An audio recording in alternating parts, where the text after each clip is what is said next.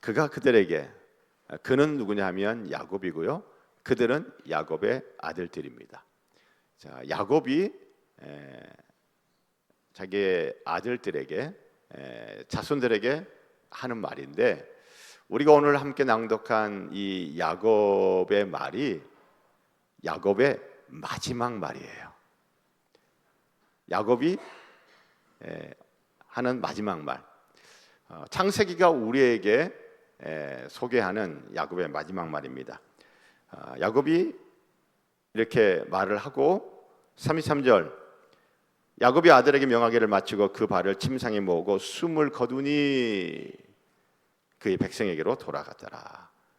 임종을 하죠. 자, 야곱의 마지막 말입니다. 지난번에 창세기가 우리에게 소개하는 아브라함의 마지막 말도 어떻게 금요기도의 설교 본문이어가지고 설교를 한 적이 있는데, 오늘 또 공교롭게도 참 야곱의 마지막 말이 또 오늘 또 금요기도의 설교 본문이 되었어요. 자, 여러분, 오늘 본문 내용은 간단합니다. 야곱이 자기 아들들에게 무슨 말을 하냐면, 나 죽거든 나를 어디에 묻어달라? 애굽 땅에 묻어달라? 가나안 땅에 묻어달라? 가나안 땅 막벨라 밭에 있는 그 무덤에 묻어달라. 이게 마지막 말이에요. 자, 그러면 이 말을 하는 야곱의 나이가 몇 살인가요? 147세. 130세에 가나안 땅에서 요셉의 초대장을 받고 애굽에 왔잖아요. 애굽에 와서 애굽 왕 바로 앞에서 야곱이 자기를 소개할 때 자기가 험악한 세월을 보냈는데 몇 살이라고요? 130세라고. 130세에 애굽에 와서 애굽 땅에서 몇 년을 살다 죽었어요? 17년을 살다 죽었어요. 제가 새벽 기도회 때 잠깐 언급했지만, 요셉이 17살에 가나안 땅에서 애굽의 노예로 팔렸잖아요. 17살. 자, 그러니까 야곱이 요셉을 17년 키운 거예요. 그랬는데 이제는 요셉이 야곱을 애굽 땅에서 몇 년 봉양했어요? 17년 봉양했어요. 재밌죠? 야곱이 요셉을 17년 키웠는데 나중에 요셉이 애굽 땅에서 아버지 야곱을 17년 봉양을 했어요. 자, 어쨌든 147세에 이 말을 하고 야곱이 죽어요. 자, 그런데 이 말을 할 때 나이는 147세고 야곱의 신체적인 컨디션은 어떨까요? 성경이 우리에게 알려주는 야곱의 컨디션, 신체적인, 육체적인 컨디션 하나, 우리에게 두드러진 거 하나 소개를 하고 있는데, 48장 10절에 보면 야곱이 눈이 나이로 말미암아 어두워 보지 못하더라. 자, 147세에 야곱의 신체적인 컨디션 중에 성경이 우리에게 알려주고 있는 게 하나가 있는데, 야곱의 이 시력이 어떻대요? 안 좋아. 그래서 잘 안 보여요. 자, 나이 드셔가지고 귀가 잘 안 들리시는 분 계세요, 안 계세요? 계시죠. 예. 그리고 지금 돋보기 안 쓰면은 성경 못 읽을 수 없는 그런 어르신들 계세요, 안 계세요? 계시죠. 자, 그런데 야곱은 그보다 훨씬 더 눈이 더 안 좋았던 것 같아요. 왜냐하면 요셉이 두 아들 므낫세와 에브라임 데리고 왔을 때, 축복할 때 손을 어금맞고 가지고 축복기도 하니까, 아들 요셉이 아버지가 눈이 잘 안 보이니까 이게 지금 착각하셨나 보다, 실수하시나 보다, 바르게 하려 했는데 그게 아니다라고 이제 했잖아요. 그러니까 눈이 굉장히 안 좋았던 것 같아요. 자, 어쨌든 이 야곱이 이 마지막 말을 할 때에 야곱의 눈은 밝아요, 어두워요? 어두워요. 그래서 잘 봐요, 잘 못 봐요? 못 봐요. 저는 이렇게 눈이 어두워서 보지 못하는 사람이 하는 말인데, 이 마지막 말이 매장지를 어디로 해라? 가나안 땅에 해라. 가나안 땅에 해라.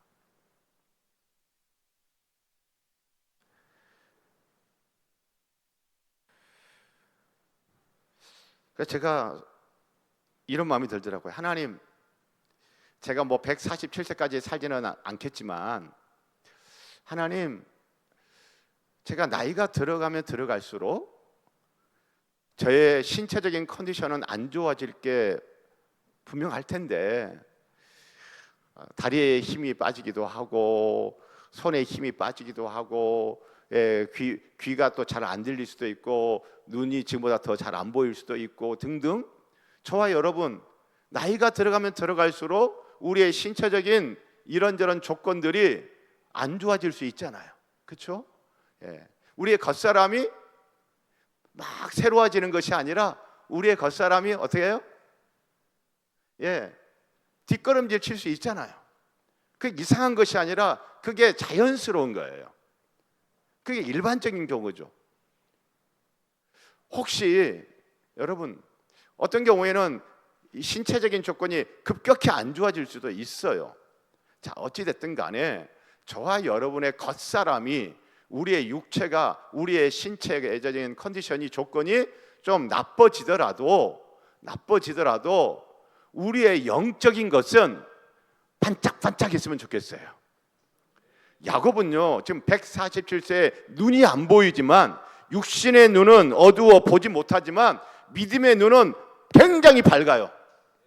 믿음의 눈은 너무너무 밝아요. 육신의 눈은 어두워서 보지 못해요. 그러나 믿음의 눈은 딱 뜨고 믿음의 눈으로, 영안으로 쫙 보는 것은 너무너무 기가 막히게 잘 보고 있어요.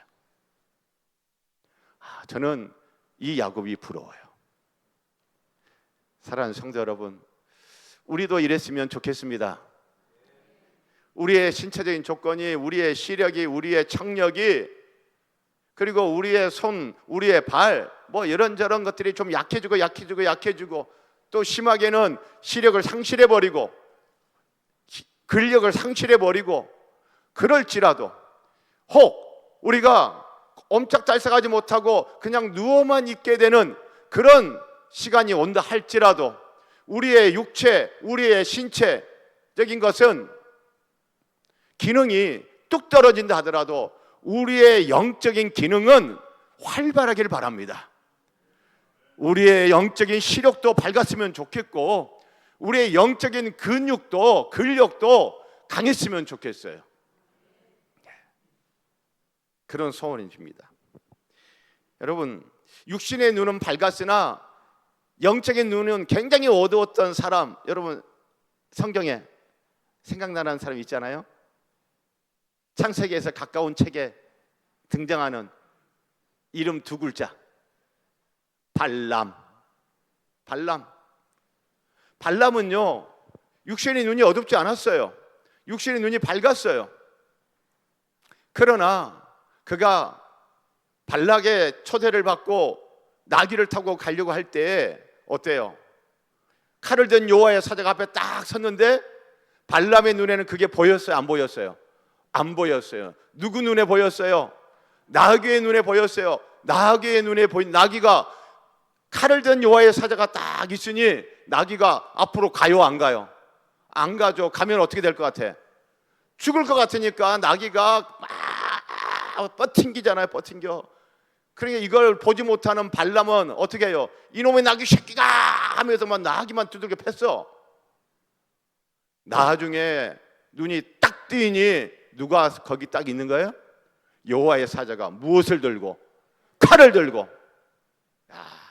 여러분, 발람이라고 하는 사람은요, 굉장히 영적으로 굉장히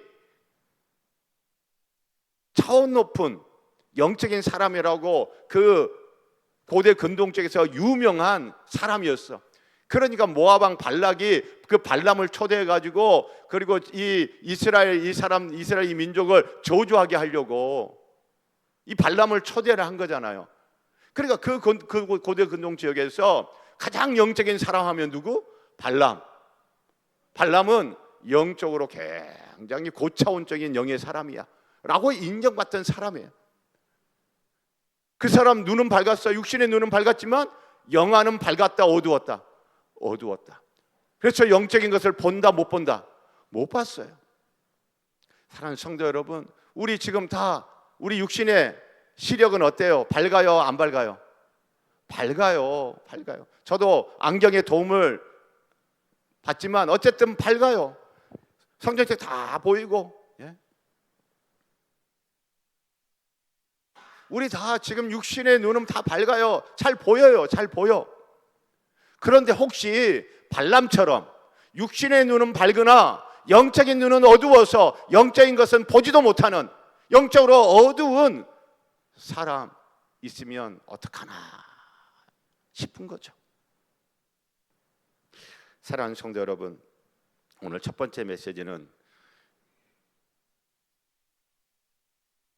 야곱, 육신의 눈은 어두웠으나 영적인 눈은 어땠다? 밝았다. 그에 비해 발람이라는 사람은 육신의 눈은 밝았으나 영적인 눈은 어땠다? 어두워서 영적인 걸 보지 못했다. 우리가 교훈 삼아야 됩니다. 우리는 육신의 눈이 어두워요, 밝아요? 밝아요.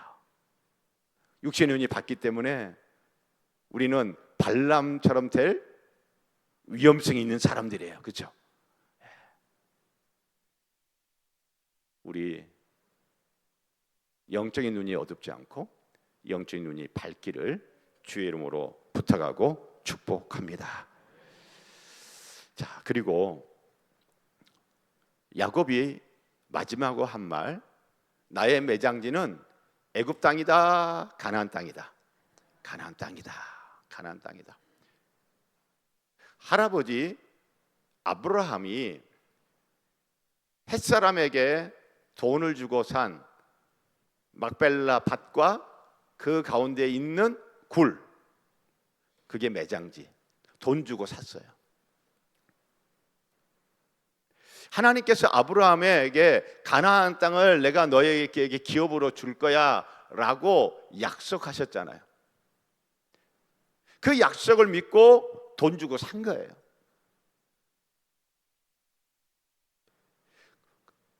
그리고 그 굴 무덤에 아브라함도 사라도 이삭도 아브라함도 리브가도 아브라함도 사라도 이삭도 리브가도 그리고 야곱의 아내 레아도. 예. 라헬은 어디에? 라헬은 베들레헴 근처에서 베냐민 낳고 죽었잖아요. 그래서 그쪽에 이제 장사를 지낸 거예요. 막벨라 밭. 여기는 어디냐면 헤브론이에요. 헤브론은 나중에 12지파에게 땅이 분배될 때 유다 지파에게 땅이 분배되어지고 유다 지파의 중심 도시가 헤브론이에요. 다윗이 사울 왕이 죽고 난 다음에 유다 지파의 왕으로 즉위식을 한 성읍이 어디예요? 헤브론이에요. 다윗에게 반기 들고 반란을 일으켰던 압살롬이 내가 왕이여라고 반란의 출정식을 한 곳이 어디예요? 헤브론이에요. 그 헤브론에 가면 지금 이 다윗의 묘실이 있어요. 묘실. 나중에 예수님 시대에 그 헤롯 대왕이 있죠. 예수님을 죽이려고 했던 헤롯 대왕. 헤롯 대왕이 자기가 이 정통 유대인이 아니기 때문에 이두메 사람이기 때문에 유대인들의 이 환심을 얻기 위해서 유대인들의 지지가 필요하니까 정권의 전통성이 부족하니까 유대인들이 지지를 받기 위해서 유대인들이 좋아할 만한 일을 한 거예요. 그 중에 하나가 예루살렘 성전을 대대적으로 리모델링하는 성전 재건축 공사를 하고 또 하나가 뭐예요? 그 헤브론에 이 막벨라 밭에 있는 그 굴 아브라함보다 쫙 있었던 그 조상묘 있잖아요. 거기에다가 큰 건물을 지었어요. 바로 거기에요. 자, 거기가 내 매장지다라고 하는 거예요.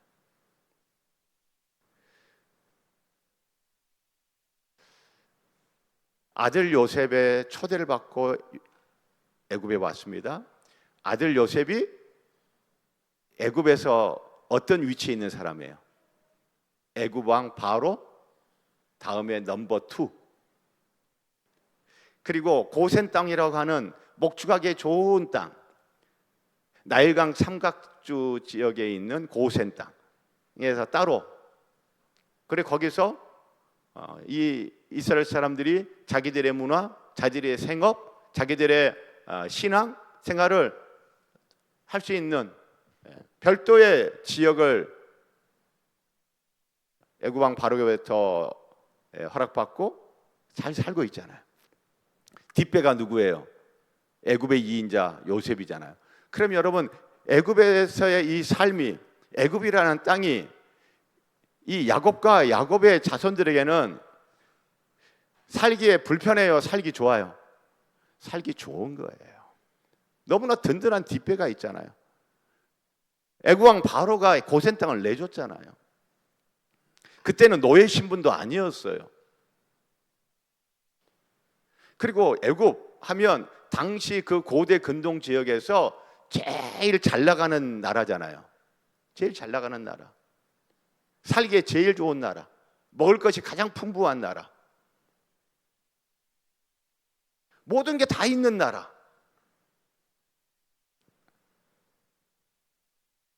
그런데 야곱은 이 애굽 땅이 정말 좋아, 좋은 게 너무 많아. 그래도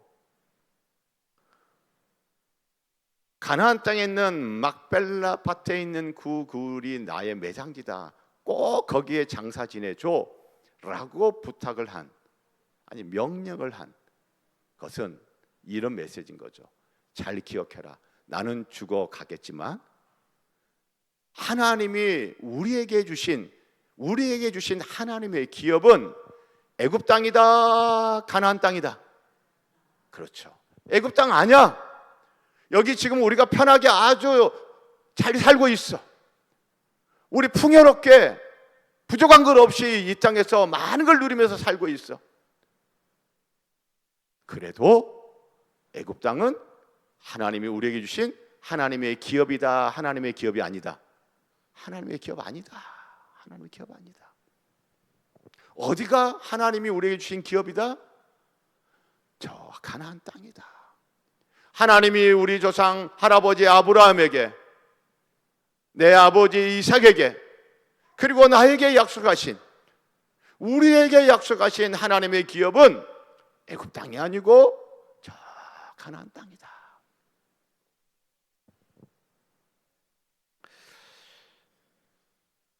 제가 찬송가 479장이 생각났어요.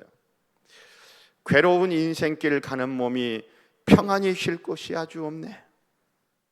걱정과 고생이 어디는 없으리 돌아갈 내 고향 하늘나라.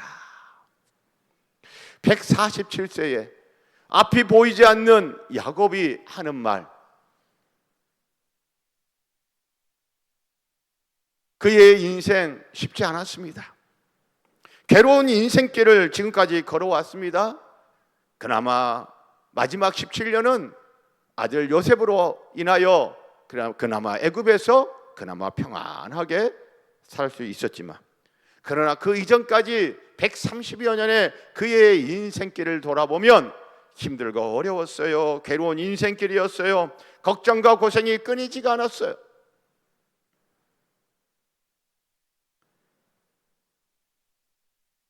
그 야곱이 돌아갈 내 고향 하늘나라. 여러분, 야곱이 남긴 이 마지막 말, 애굽 땅은 하나님의 기업이 아니다. 가나안 땅이 하나님의 기업이다. 우리는 여기에서 잠시 머물 뿐이다. 여기가 아무리 좋아도, 여기서 우리가 아무리 많은 것을 누려도 우리는 여기에 나그네일 뿐이야. 우리가 돌아갈 우리의 본향은 따로 있다. 저 가나안 땅이다 라고 하는 이 야곱의 마지막 말, 이 야곱의 마지막 말은 후손들에게 전해지고 전해졌어요. 그렇죠? 전해졌어요. 그러다가 이제 요셉을 알지 못하는 애굽 왕이 등장합니다. 이게 무슨 말하냐면 이제 정권이 바뀌었다는 거예요. 신라 왕조에서 고려 왕조로 바뀌는 것처럼, 고려 왕조에서 조선 왕조로 바뀌는 것처럼 애굽의 정권이 바뀐 거예요. 애굽의 그 역사를 보면 제1왕조, 2왕조, 3왕조, 7왕조, 8왕조, 9왕조, 13왕조 쫙 가요. 요셉을 알지 못하는 왕이 출애굽기에 나오죠. 정권이 바뀌어요. 정권이 바뀌면서 이스라엘 사람들이 그동안 애굽 땅에 누렸던 그 많은 자유와 그 많은 혜택과 그 풍요로움, 이러한 것들을 다 누려야 이제 못 누리게 돼요. 못 누릴 뿐만 아니라 고생하게 되잖아요. 그렇죠? 압제를 받게 되잖아요. 여러분, 그때도 계속 전해졌을 거 아니에요. 야곱의 이 마지막 말이. 저 가나안 땅에 막벨라 밭에 그 굴이 있어. 우리의 믿음의 조상 아브라함이 하나님의 그 약속을 믿고 저기에 땅 주고 샀다. 굉장히 상징적인 거예요. 돌아갈 내 고향 하늘나라, 하나님의 기업은 저기야. 계속 전해지는 것이죠. 사랑하는 성도 여러분, 오늘 야곱의 마지막 말을 통해서 우리도 기억하십시다. 우리가 이 땅 가운데 삶을 살면서 어떤 분은 야곱의 130년 인생처럼 험악한 인생을 지금 걷고 계신 분이 있을 수 있어요. 또 어떤 분은 130년 이후 애굽 땅에 내려와서 요셉으로 인하여 평안하고 자유롭고 풍족한 삶을 사는 그런 야곱의 인생 같은 인생을 사는 분도 계실 수 있어요. 어떠한 삶의 모습으로 지금 있다 할지라도 그것과 무관하게 사랑하는 성도 여러분, 이 세상은 우리가 영원히 머물 곳이 아닙니다. 이 세상은 하나님이 우리에게 주신 기업이 아니고 하나님이 우리에게 주신 기업은 따로 있습니다. 가나안 땅이 있습니다. 하늘나라, 하나님 나라가 하나님이 우리에게 주신 영원한 기업임을 우리 이 시간 다시 한번 기억했으면 좋겠습니다. 그래서 예수님께서 말씀하시잖아요. 무엇을 먹을까, 무엇을 마실까, 무엇을 입을까 염려하지 말라. 그럼 뭘 염려하래요? 먼저 그의 나라와 그의 의를 구하라. 할렐루야. 사랑하는 성도 여러분, 우리 지금 각자 지금 삶이 굴곡진 인생길을 걷는 분이든 지금 좀 평안하고 풍족한 인생길을 걷는 분이든 어떠한 사람이든 간에 여기가 하나님이 내게 주신 기업이 아니고 하나님이 우리에게 주신 기업은 저 따로 있다. 돌아갈 내 고향 하나님 나라를 기억하고 하나님 나라를 바라보고 그 하나님 나라를 추구하며 그 하나님 나라를 향하여 걸어가는 믿음의 행보가 되기를 주의 이름으로 부탁하고 축복합니다. 그리고요, 야곱이 마지막에 이 말을 남겼다는 것은 이제 유언처럼 전해졌잖아요. 그렇죠? 우리의 자손들에게 전해져야 돼요. 내 아들, 딸들에게 전해져야 돼요. 내 손자, 손녀들에게 전해져야 돼요. 내가 보지 못할 또 증손자, 증손녀들에게도 전해져야 돼요. 자자손손 전해져야 돼요. 여기가 이 땅이, 이 세상이 하나님이 우리에게 주신 기업이 아니고 하나님이 우리에게 주신 기업은 따로 있다. 돌아갈 내 고향 하늘나라. 여러분, 이거 전해줄 줄 아는 여러분과 저희였으면 좋겠습니다.